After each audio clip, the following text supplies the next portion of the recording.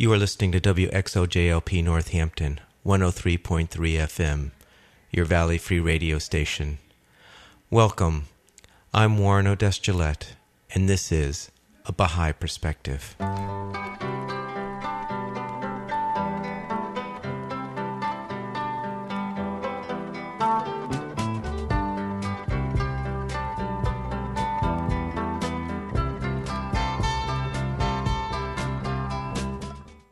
A Baha'i Perspective is a radio program that examines contemporary issues using the principles of the Baha'i Faith.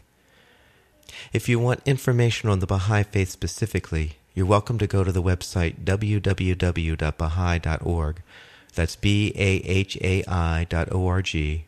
or you can call the toll-free number 1-800-22-UNITE. Today I'm playing an interview I recorded of Fanny Efuo Dontoh, a Baha'i from Amherst who emigrated from Ghana.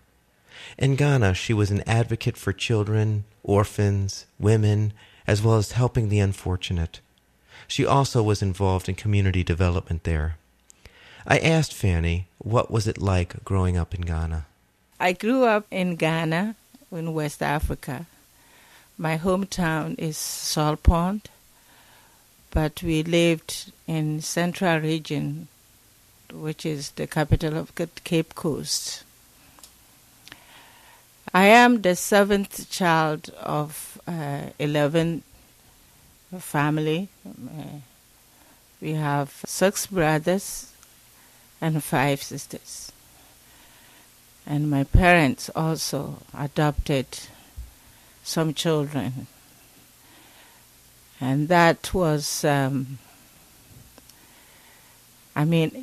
from the time I was a baby to the time I married, we always had 4 or 5 other people's children in our home. My father was an administrator and professionally an accountant. And my mom was a confectionerist and a Texas trader and a seamstress. And what were the first 2 again? Texture, the textiles. Textiles? She deals in textiles. And what was the first one? She is a baker. Baker. So confectionist, yeah. What's that word? Confectionery. Oh, right, yeah. yes, okay. Mm-hmm. They all come from the central region. They belong to the same tribe. They are all Fantis. My mother is from Salt Pond, and my father is from Gomuafate, also in the central region. But they all lived in Cape Coast, where my father worked with the British industries there. So it was a British colony at the time? Yes. Ghana was under British, the Dutch, the Portuguese, the Germans. That's why we have the Scrabble for Africa. They just divided the whole country into various regions, and that's how they colonized. But the British were the main colonists who stayed much longer. And I remember I finished high school in 1957, and that was the time that Ghana gained its independence. I came from a very religious family. I remember when I grew up, we were all attend Methodist church, but the Catholic church had the upper classes elementary schools. And my parents were very, very strong in the religion. And so it got to a point where when we have to go to the high school, we had to go to the Catholic school. But they told my father that unless you all become Catholics, we wouldn't enroll you. So my father sat all of us down and said, what a blessing for us all to be baptized twice in 2 different religions. But they are all serving the same God. So we were all lined up and baptized. And so in the morning, the Catholic Church have their service early in the morning. We finish Catholic, and then we go to the Methodist Church. So Sunday is nothing but religious day for our family. And my father would like to bring all churches together, and so there were celebrations for unity churches, unified churches. They have harvest together. She's all over. We saw Muslims, we have Protestants. I mean, every religion that they operated in my country, we had something to do with them. And because my father's job deals with foreigners, our home became we call it bus stop for foreign people. When they arrive in the country, my father will bring them to my family, and they help them settle until whatever preparations they have for them is ready before they move into their bungalows. So we had access to different kinds of people from all over the world. And that became our lifestyle. Our children, my brothers and sisters, we were so exposed that we were not shy to be of service to people, and we loved to deal with this with everybody. And we were all involved also in sports. I remember I do the track meet, and I was 100-meter dash. I did long jump. I did hurdles. And the other games we play basketball. We call it what? Netball. Our basketball was called netball, and the boys all play soccer.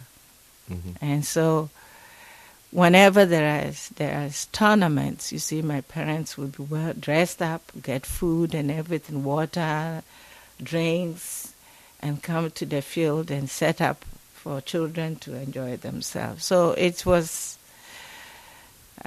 such a wonderful childhood for all of us. We were loved so much, and we love education, we love school. So I never liked to go anywhere, but every time from school to school, even right now, if I had the money, I would still be enrolled in school because I just feel that, as my parents emphasized, they said, education is you. If you have it, nobody can take it from you. And when you have education, you have no fear. You can do anything. You can go anywhere so long as you believe in God to support what you do. So that's all I knew. Yeah. And so when I also, unfortunately, I enjoyed my family life so much that I was the last to get married. my parents had to literally organize it in such a way that I remember one Christmas, he told me I should come home. Because where were you? I was a trained teacher, and I was in a town called Commander. That's where I was teaching. So my father said that I want you to come home on Christmas because some people have asked for your hand, and we want you to meet them and see which one you like. And there were 4 people. It was so funny. And some were from the royal family, like my family. But I wasn't interested in them. But there was one man from a different tribe, and he was also a royal in his hometown. But he was very brilliant, very clean. He's very well educated. And so he was the one I had my mind on. I didn't know that he had already gone and seen my father And so I was shocked to see him among the 4 who were asking to marry me. So you had met him before? I met him at my station because he was involved in the sugar estate development in Ghana. He was the engineer working with the Kaiser engineers. And so I was going to tell my father that I've met somebody who seemed to be interested in me. He hasn't said anything to me, but I will, after you show me those people that you have met, I will also bring this guy and let you see if you like him. Then I can decide from among the 5. And I got there at Christmas, and he was one of the 4. At that time, I got so upset. I said, you can't just go behind me and do that. But it turned out to be a good selection, and he became the father of my children. But unfortunately, some political things happened in the country, and he was a witness to a wrongdoing. So the Ghana government asked him to work with the foreign agency, the Kaiser engineers, to bring sugar production in the country because Ghana has a lot of sugar cane. And he, as the licensed surveyor, he made an estimate to cover to the government to use the RAF facilities that they left long ago to be used as the warehouse for the sugar estate factory. And his estimate, according to the Ghana Development Program, you have to identify all the ministries that will be involved in the whole process. And they are supposed to get copies of the estimates, and you have to bring them all together. So when he did the estimates, he gave copies to the Ministry of Trade, Ministry of Industry, Ministry of Agriculture, because it's an agriculture-based project, and Ministry of Industries, Housing. There were about 6 industries involved. And then you have to also involve the regional commissioner, who is the politician in the areas. You have to involve some finance ministry because of the money involved. So there were a network of industries and ministries and some politicians who had copies of the estimates. Then all of a sudden something went wrong. And the president then, Dr. Kwame Nkrumah, set up a commission, which they call the Abraham Commission, to investigate what is going on with the industry. Why it's not progressing. All of a sudden I had all these politicians in my house, and most of them comes from my region, so they know me there. So they came and asked me, as a wife married to another tribal person, they said, we want your husband to let us have a copy of his estimates. And I said, no, that belongs to him. That's his profession. He has to keep it. Why do you think they wanted those estimates? Because they changed the figures. And so they were able to condole and connive with all other ministries. They collected all their estimates except my husband's.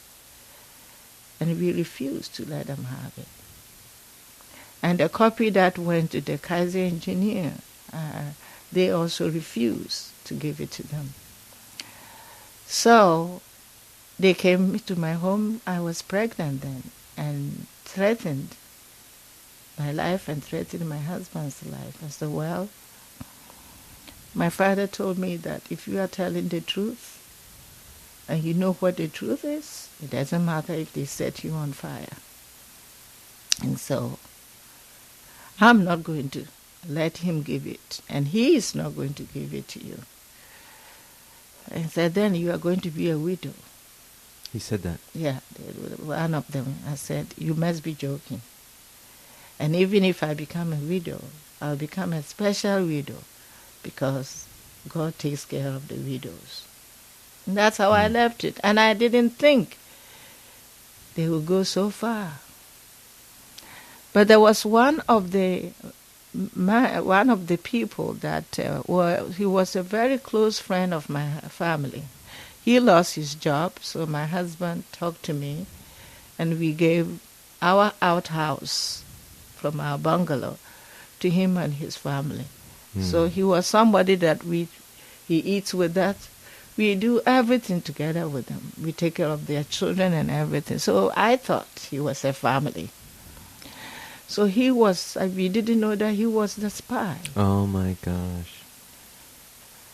And he told them, they've been cooking out this plot, but how to implement it became a problem because I was known to be very, very curious and very strong. I'm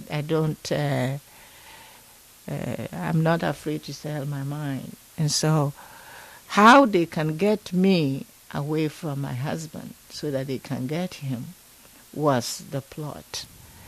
It just happened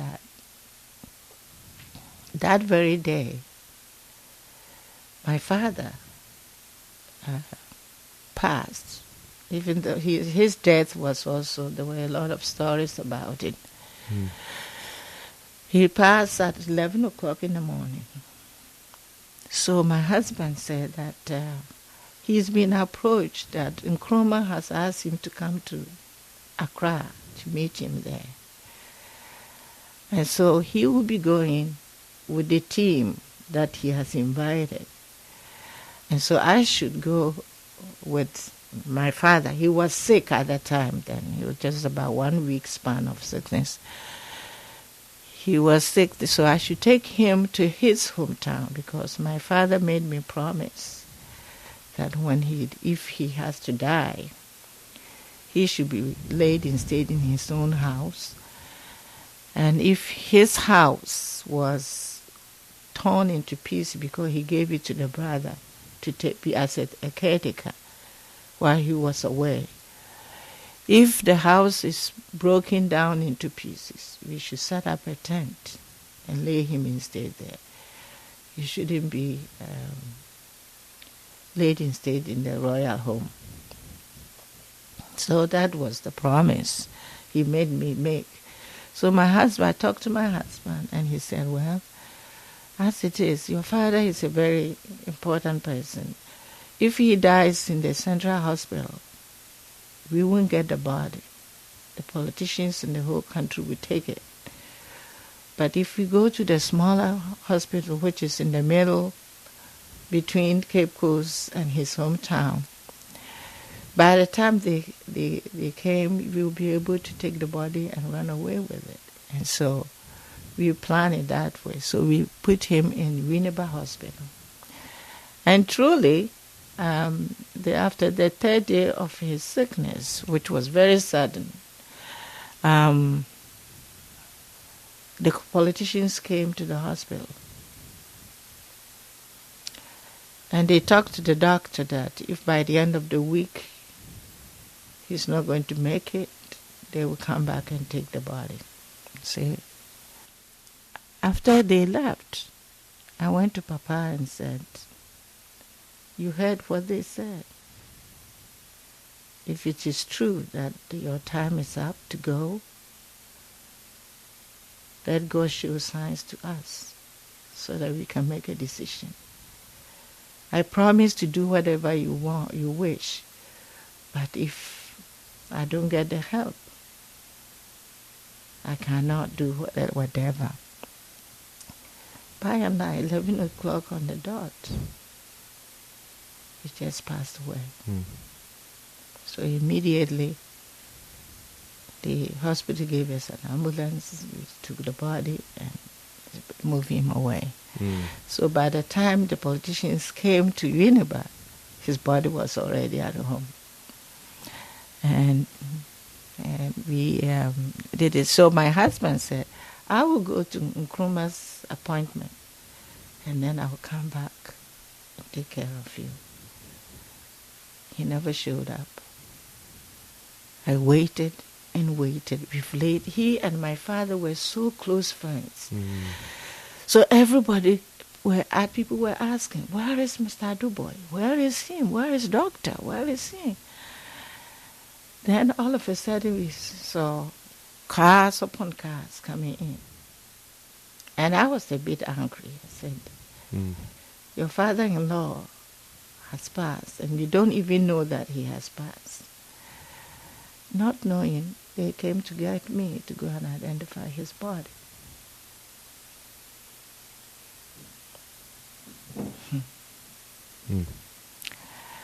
They both, he was strangled by the roadside. So that appointment that they said was Nkrumah who invited them were all set up, yeah. So when we got to the hospital, the nurse who was taking care of him, she knows him very well. We are very good friends. And he said, the old man was getting better. He was getting better. Everything was going all right until those, he used a very profane language, came in and they injected him. And that's how he died. The strangulation, he almost survived. But then when they found out that he was going to make it, they have to inject him to die. And it was a situation where I kept asking myself, God, what have I done? Why? You asked me to love me, to love you. You asked me to serve you. I was children's educator. I was a Sunday school teacher. I was a chorister. I was women's advocate. I was an advocate for orphans. Everything that you wanted me to do within my capacity, I'm doing it. Why this gift? Why this?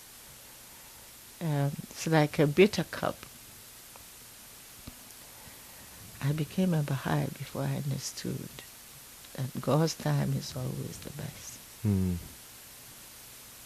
Because after the untimely death of my father and my husband the same day, and my aunt who came to go to the funeral at the other side with me, she was also there with me because my mother couldn't, because she was also burying her husband, which was my father. After 2 weeks, the father, we got a message that her daughter was sick. By the time she got there, the daughter also died. Within 6 weeks span of time, my older brother, his wife was having a baby. She also died. I mean, it's like one problem after the other. But what did all those do? It just brought out energy that I didn't know I had. A strength? Very strength. I was determined to take care of my children. I knew the plans we had for him with my husband and my father. I said, no, it doesn't matter. If I had to become a beggar to educate my children, I will. That was the beginning of my total independence in life. And it just happened that I had no fear anymore. After going through all those, I just felt energized that if God is not with me, I wouldn't have gone through it. And that rather strengthened my love for God. As a young woman with 4 children, and his children, when he married me, he had already married and he was like a widow. So I adopted all his children. So we had about 8 kids together in the house. So when he died, I had all those kids in my hand, and I had to go back to school and teach so that I could take care of the children. But there, because we have the extended family system and grandparents play a major role in our lifestyle, even though I was single or a widow, I had every support that I needed to get my children come along. I wasn't interested in marriage for the first time. And so when it happened like that, I just felt, well, I've had all my children. I don't need to marry again. But the culture wouldn't let me because my children were young. So they kept bothering me. And so I met a young man from Connecticut in the U.S. who was working with the University of Ghana through a program they designed with the UMass. He was a doctorate student by then. And so when they came to Ghana, the University of Ghana asked me to join the group to represent them because the approaches they were using, I was already involved in it, which involves adult education and community development. So that's how I met my second husband. After we have our first child, who is my last born now, and we were working he was working in Sri Lanka. I asked Fanny what she did when she was in Sri Lanka. Got involved in ILO, it's International Labour Organization. Their outfit, the kind of work that young women are sent to the Middle East to go and work as house girls. And some of them wind up having fatherless babies. And they coming back with all kinds of venereal diseases. Yeah. So I thought, I would like to be involved in this because I've worked with women's programs all my life, and so I offered my service there. And boy, the director of the place just found out that I have tremendous organizational skills. So she sent me to the Middle East, Bahrain, Kuwait, United Arab Emirates. All those blocks, and I go there and negotiate with the providers for the benefit of the girls. Establish different laws with them. I tapped into ILO regulations and got their support, so that if you have an affair with this, it wasn't even an affair. Some are just rape and whatever, and a child becomes a reality in that relationship. You take care of the child. And so I was able to get like an advocate for them, even though I wasn't a lawyer. So I became very, very involved in those kind of programs and very popular with it. And my father gave me a lot of self-confidence and told me that you are special and God has endowed you with all kinds of capacity. You only lose it when you want to lose it. But so long as you want to do something with it, you will go to places. So before he was aware, I was in the newspaper and all that. Afterward, we went there. I went there in 88 and I came back in 99. Oh, wow. And 92. Okay. 92, 93, yes. 4 or 5 years. Yes. So that's how I had it. But I had a wonderful time in Sri Lanka. Our home was the center for children's classes and women's programs. And when I came to this country, I tried to work in the public place system. When I started working as an assistant in the school system, my skills in after-school programs became prominent. I mean, when I got there, they only have about 6 kids. When I got involved, I started making realistic activities and children enjoying it, combined with body movement stories and art and craft and whatever. I mean, the parents became very happy. All of a sudden, we had 22 kids. So I requested that I need an assistant.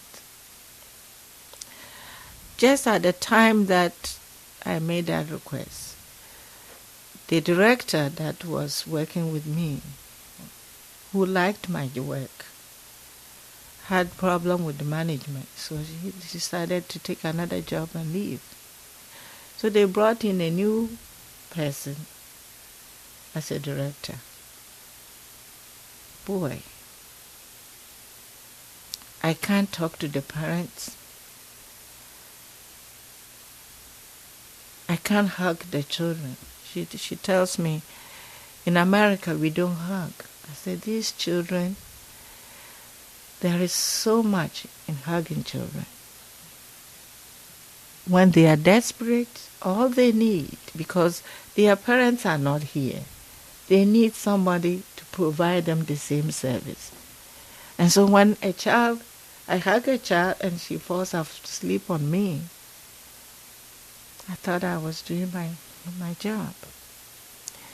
The assistant that she brought, she told me, she's done all the courses. You are not certified in that thing, but so she's going to support you. I said, fine. The lady came on board, and not knowing that was her entry job, she had no experience.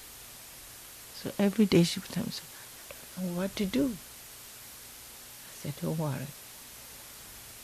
This hand washes here, and that the left hand washes the right. We're going to work together as a team and bring our strength up to play to complement one another. So no problem. So we were working very nicely. But she has computer skills. So the woman asked her, the director asked her to do our salaries and stuff like that. She was shocked to know that she was earning $2,000 more than me. She didn't see the justice in it. So what she did was, she copied her contract and put it in my lesson plan notebook. Without saying anything to me. So I went for my notebook. I opened it. What is this? What? And I went to the kitchen where all the teachers meet. And she noticed that I had found a thing. And she just went. So I knew what she was doing.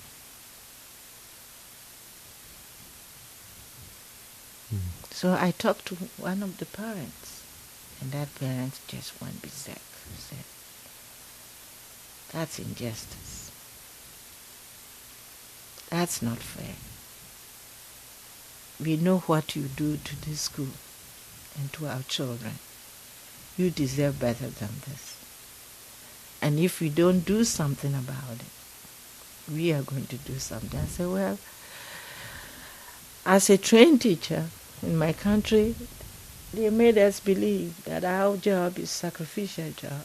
I said, I came here before I learned how to negotiate salaries. And this woman has shown clearly to me that she hadn't had any experience with the black people. She's from Texas, and she just didn't want me, period. And then I also noticed... This is the administrator? Yeah. And I just said, no. If this woman can do this to me, I better go. That's how I started concentrating on registering my daycare. Yeah. So it's... As a black person in this society,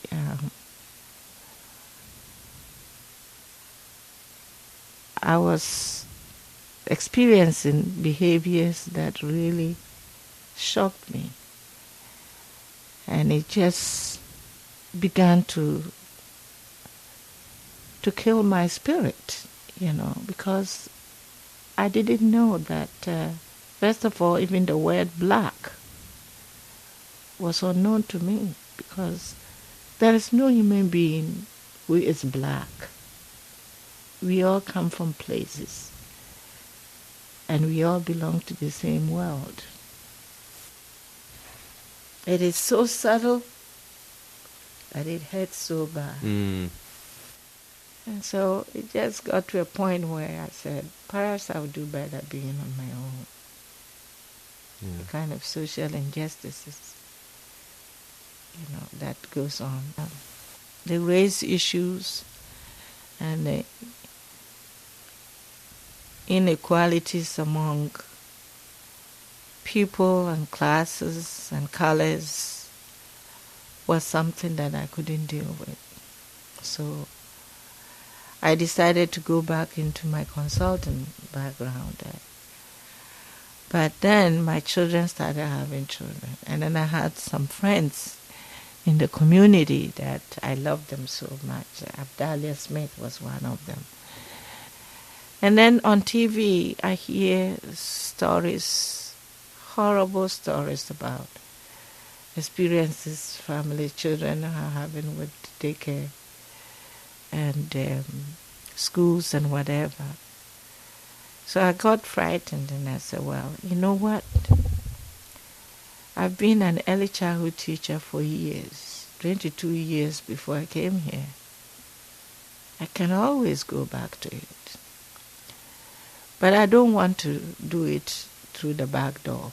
So I started investigating how one can become a family daycare provider. So I attended some workshop. The people gave me numbers to call. I called. And the Office for Childcare educated me what I can come, and the workshop I have to attend. So I attended the workshop, and I started preparing my house. I said, if I can do this, then my children, my grandchildren, wouldn't have to go somewhere else.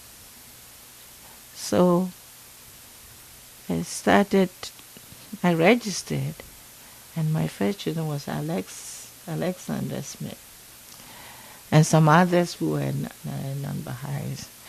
So I thought I was just going to settle with it. They said the number, you should at least have 6. So I had 6.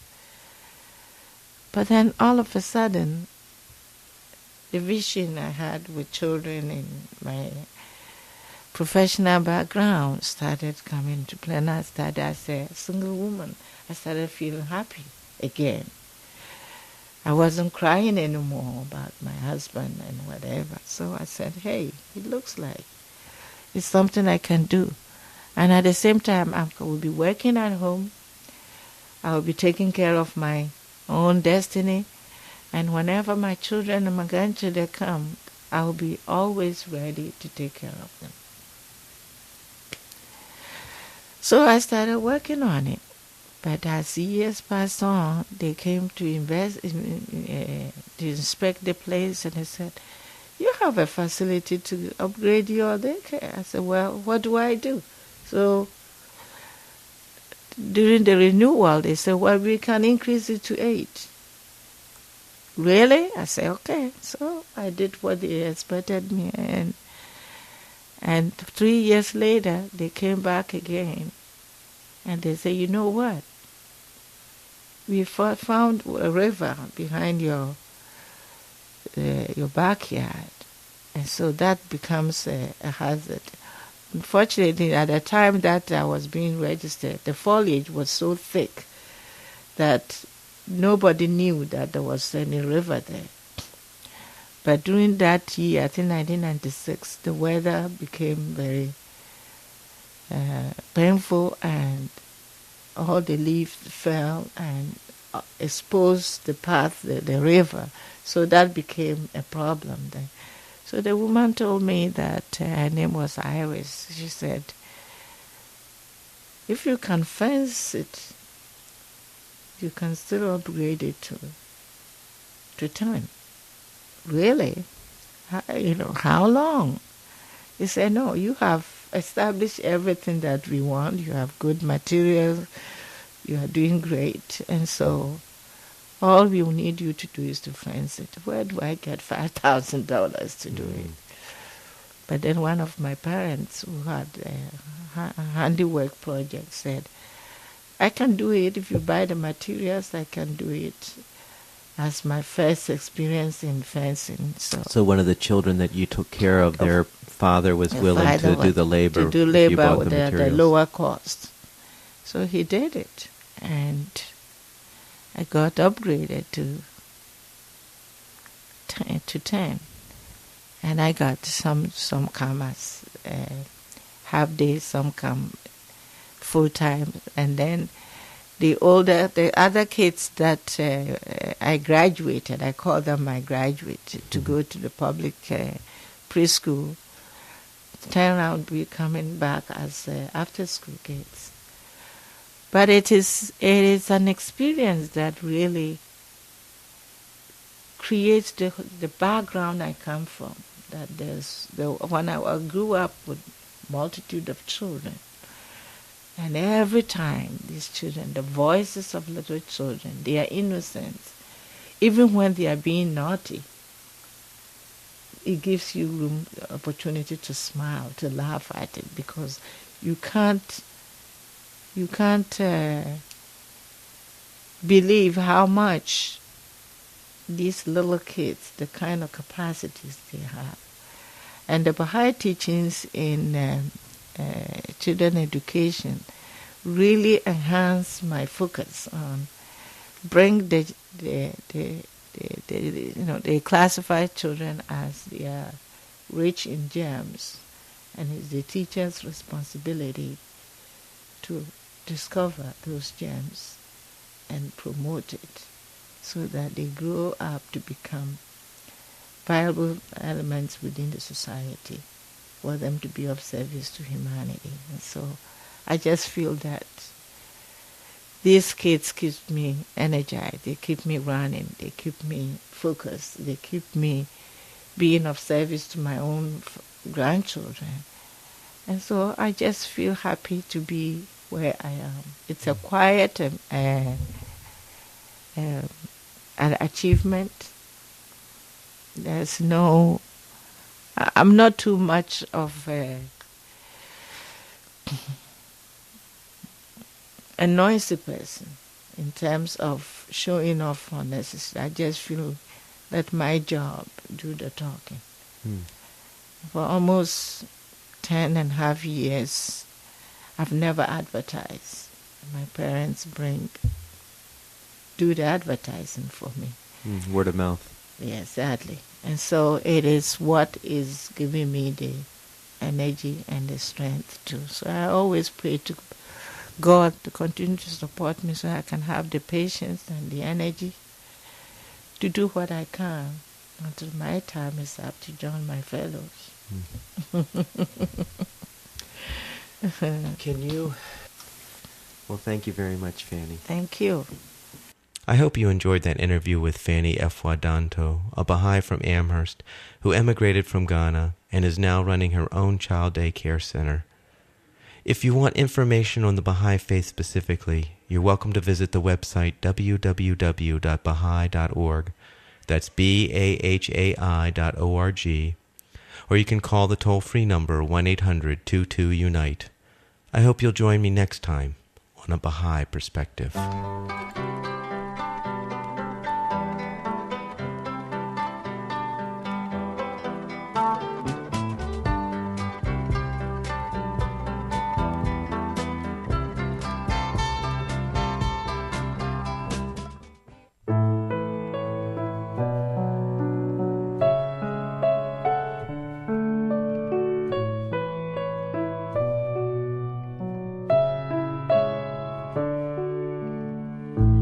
Let all associate, therefore,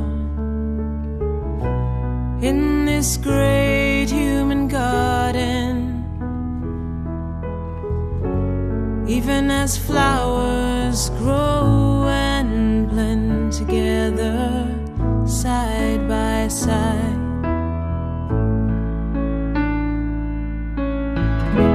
Love ye all religions and all races with the love that is true, true and sincere, and show that love through deeds, and show that love. Let all associate, therefore, in this great human garden,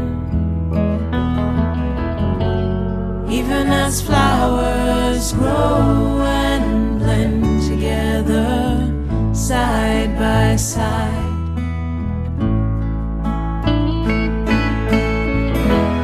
The tongue of grandeur hath however in the day of his manifestation proclaimed it is not his to boast, who loveth his country.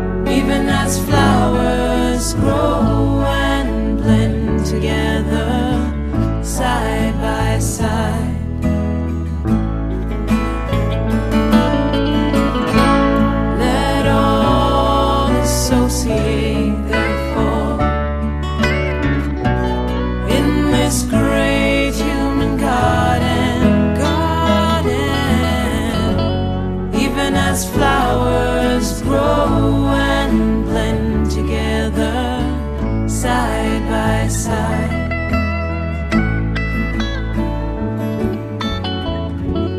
Even as flowers grow and blend together, side by side by side.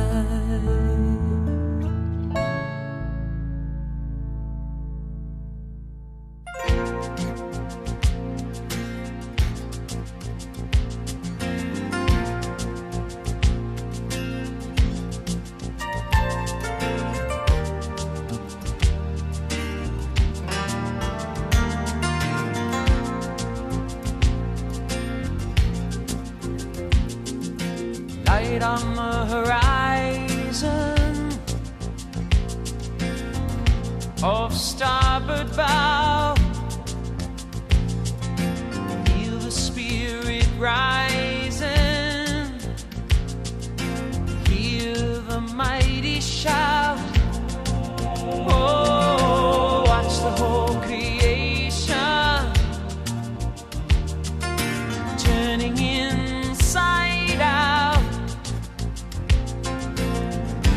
making his will made known. Time for peace is now. Leaders at the table talking about an end to war. We need more than chess moves. We gotta open up the door.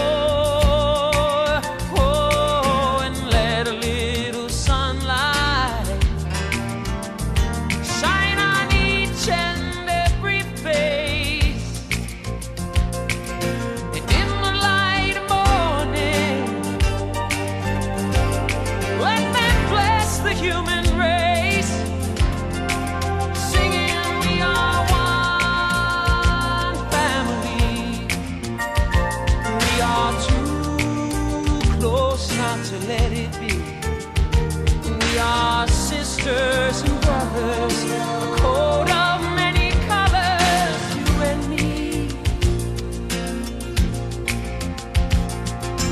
Feel the expectation, all the world around. Everyone is waiting to hear the joyful sound, oh, of all the nations singing, singing out in harmony. There's a new world in the making. Won't you sing along with me? We are one family. We are two close not to let it be. We are sisters and brothers, a coat of many colors, you and me. Shout it from the mountaintop, sail it on the breeze. The only way we're gonna have peace is when we come to see. We are one family. We are too close not to let it be. We are sisters and brothers, a coat of many colors. We are one family. We are too close not to let it be. We are sisters and brothers, a coat of many colors. We are one family. Oh, we are too close not to let it be. We are sisters and brothers, a coat of many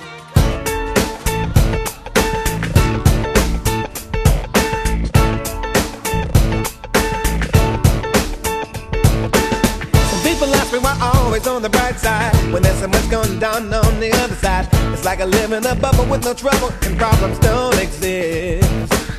I check on them, that ain't the case. miss it all. It goes way back to the time when I was very small. I didn't mind, but size and age, my papa used to say, you can always look at the negative, but you should always live in the positive.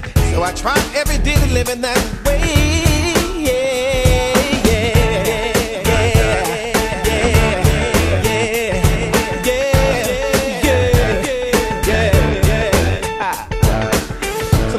What was and what they could have been, as opposed to living in what is and how much they can, and be the first to complain about nothing in life going their way. The attitudes that I can't do nothing about, and they're happy with just breathing in and out. The ones that when you say let's go make a difference, they'll say nah, that's okay.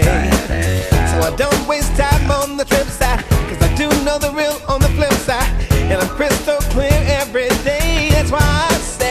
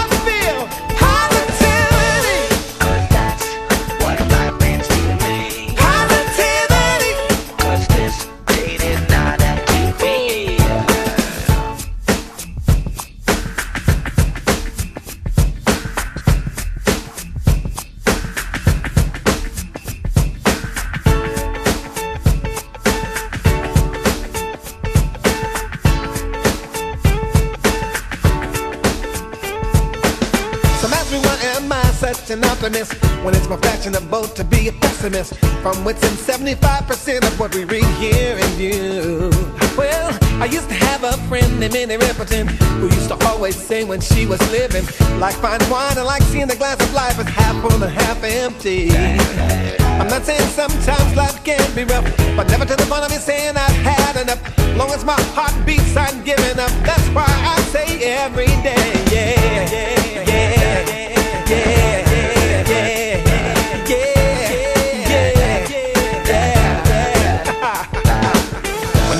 As an African American, what do I see for tomorrow in the human plan? Is it possible for all people of the world to coexist? I say unity is only as big as our vision, and if it's now strive to expand beyond the horizon. But truly there's much guidance through the ills of society that stand in our way. So if the road is to harmony, be with the car. But if it's about discord, don't take the ride at all. Cause the world vision I see is the one we for everybody. Yeah.